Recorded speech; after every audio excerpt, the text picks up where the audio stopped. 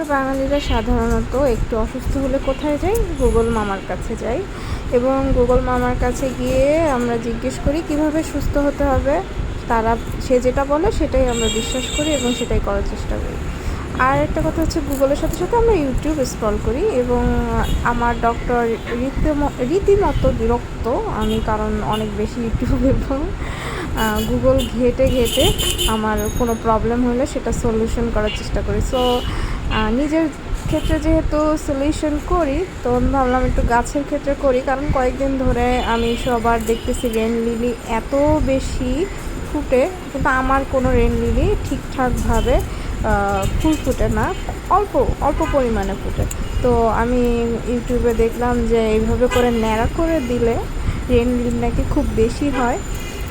তো আমি আজকে ট্রিম করে দিচ্ছি, দেখি কি হয় সেটা আমি পরে শেয়ার করব। তো আসলে ট্রিম করতেছি, ব্যাপারটা খুব মজাও লাগতেছে, আবার খুব কষ্ট লাগতেছে এগুলোর চুলগুলো কাটি দিতে, মানে খুবই খারাপ লাগছে।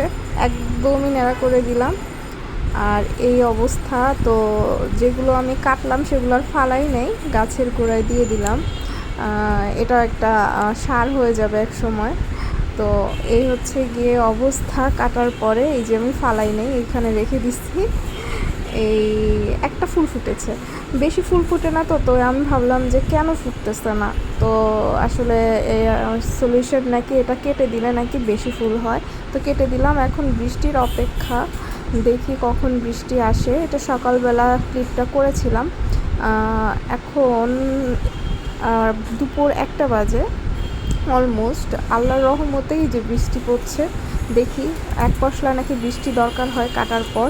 তো আল্লাহ করছিলাম যে যেন বৃষ্টি হয়। এবার বৃষ্টি হয়েছে, এবার দেখি ফুল কীরকম ধরে, তারপরে শেয়ার করব। আল্লাহ হাফেজ।